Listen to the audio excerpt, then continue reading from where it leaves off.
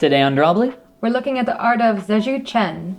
So Ben, I have reason to believe that this artist works primarily in oil on canvas. from what we saw, it looked like most of these, if not all of them, are oil on canvas. Yes, I think that is super cool. Look how bright these colors are. This is very impressive. It's so cool. We don't have a lot of variation in value, I feel like. You know, we've got, everything just reads almost that same level of bright value, but I just love it. Like, it doesn't need that much. We've got a little bit of shadows here, but everything else is just so incredible.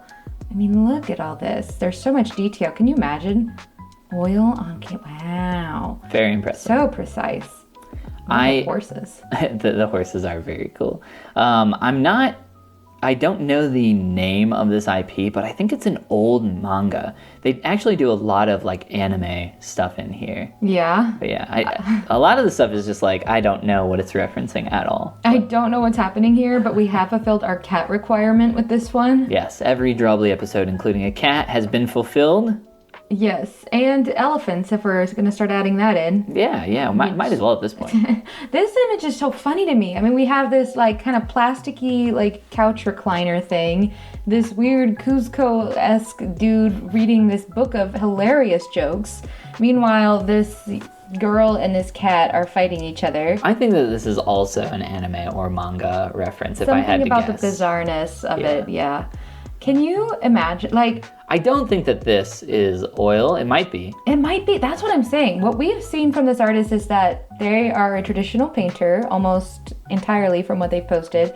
It very well might be, and I wouldn't put it past them. Yeah, I wouldn't put it past them either. Yeah. This is, from what we've seen, they're very, very impressive with their work. I'm not a Michael Bay enthusiast, but if Michael Bay had these multicolored explosions like this, I might become a Michael Bay fan.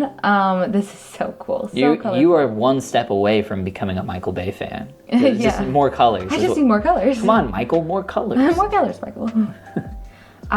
Sorry about the violence in this one, but you can't really tell because it's so artfully blended in with the background. Although I do like that we have cut off the top of this robot with the spray of blood, a la Quentin Tarantino's style of psh everywhere. It's a very cool image. Very, very cool. I also appreciate your pronunciation of Allah. I like that. Yeah. I like the way you do it a lot more. I don't pronounce things correctly, but I'm okay with that. What do you think's going on here exactly? A love story. A love story. Yes. A beautiful love story. Look at nothing her malicious gaze. Happening here whatsoever. No, it's just a match made in heaven or hell. Yeah, you're right about the brightness of their painting as well. Like something about the style here, it does feel a little uncanny with this image in particular. But I imagine that's very intentional. I mean, look at this stark white background. That's a choice. You could fill that in, obviously, with the scenes of this chicken bar where the chicks are just roaming freely everywhere. And go pick up some chicks, yeah. They're so cute. I love the chickens. Why are they here? Why are they here with this mech guy who's playing pool with this blue girl? Who knows? I don't, that's for sure. But I love that about it. It's so ridiculous and fun and bright and well executed.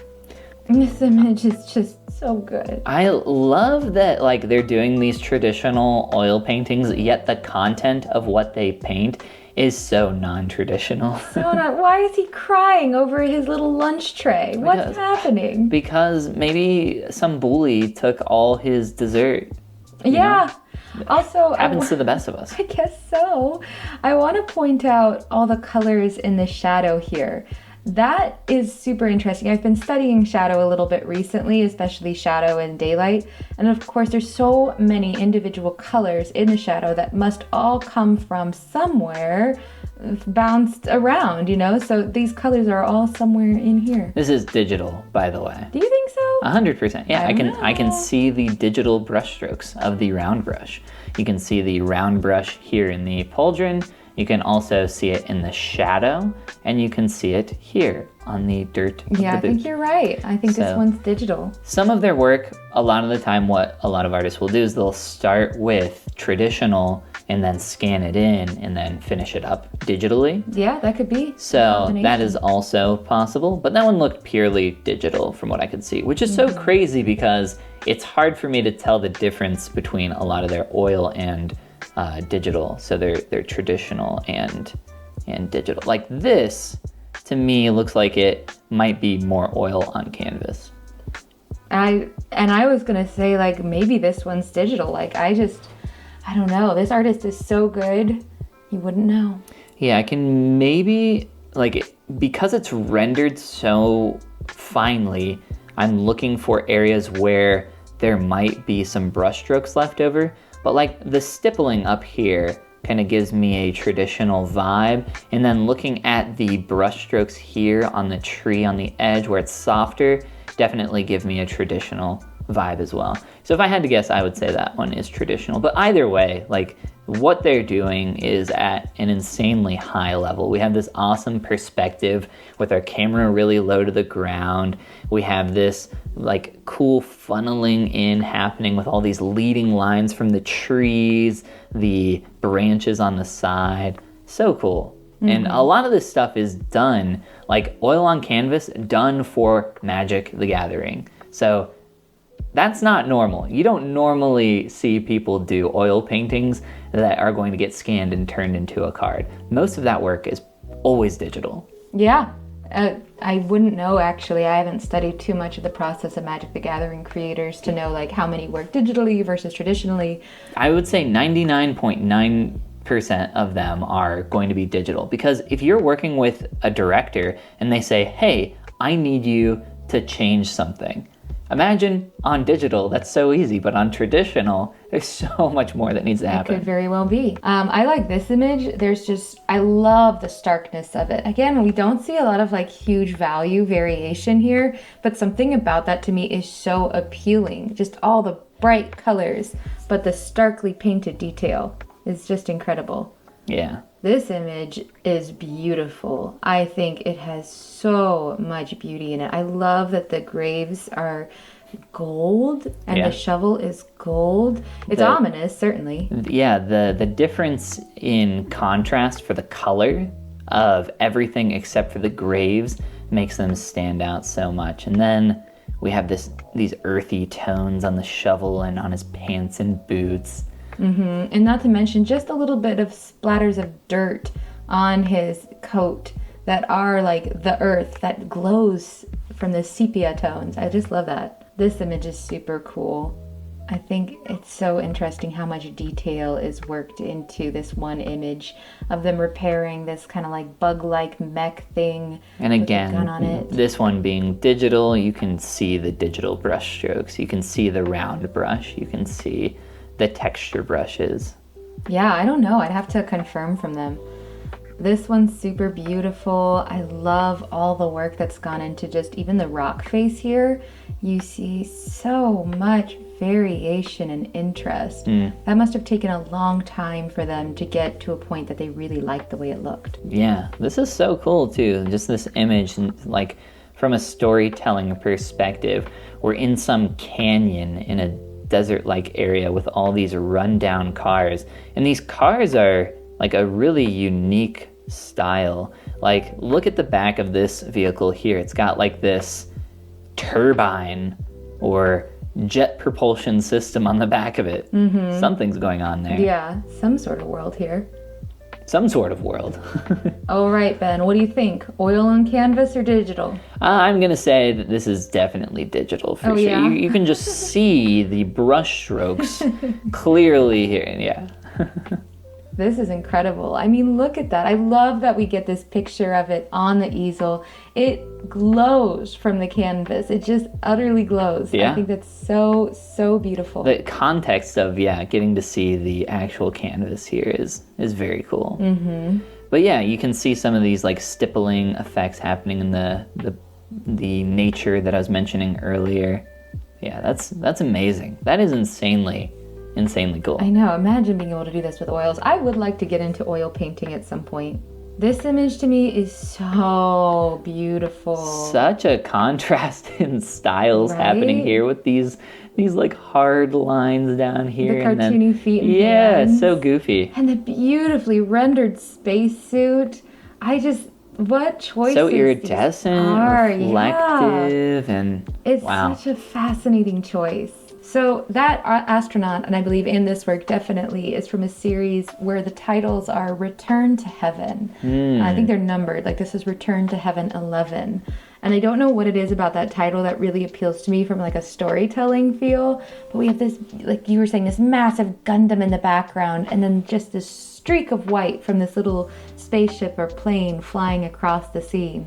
Yeah, it feels so massive and hulking, and there's so little information going on that tells you the scale and size of that. It's really cool. This image, I think this is a traditional canvas, so we're going to zoom in on some things here. But this is again from Return to Heaven. Maybe this was the little guy in the mech controlling everything. Yeah. And now he's worn out, his mech is tired, he is tired, he's broken to bits. And this thing looks like it's been sitting here a while if this is grass, but it almost looks like it's water. Right, it could, but he's sitting on top of the water. No. If it is water, so it must be grass. Yeah, it has to be grass. It just like, it looks like it's been there for a long time because the grass would be like destroyed, or you'd see more like going on around it. I think to convey that though, I would paint like grass or moss kind of creeping up into things, and we don't see any of that. Yeah, it just feels like, I don't know, to me it feels like misplaced almost. It feels uncanny. I was just gonna say, there's that uncanniness, which I think is what makes it so appealing to me. Kind of this maroon-ish color of the robot with the green grass and the white astronaut. Also, ooh, we get to see a this process. One is digital. Like, I can't tell with this guy. I truly just cannot tell. Oh, this is digital. Yeah. I would assume with unless those were progress pictures, but those lines, he's fooled me every time. He's fooled you every time. Yeah, I do believe that's digital with the time lapse. It'd be kind of hard to line up those images traditionally. But yeah, the brush strokes look digital to me with everything. But yeah, love getting to see a time lapse.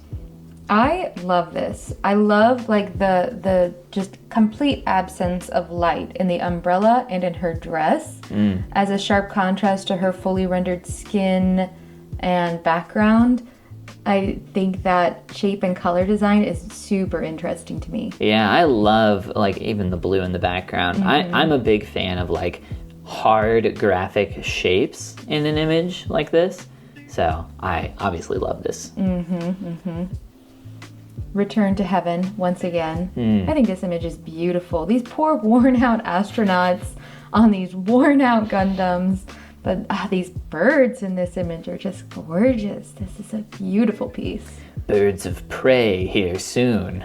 Oh, don't say that. For this poor astronaut. This image is gorgeous. Again, with like, he just uses gold. It's just such a beautiful effect. So she has this like torch, or it looks like to me that this is like a spear that's helping propel her. And then it's got this fine point at the end. Like, what exactly is this? I don't know, but I love the roboticness almost of her face. She's like an android for sure. She's an android being for sure. And that's just gently conveyed through how white and stark her face is.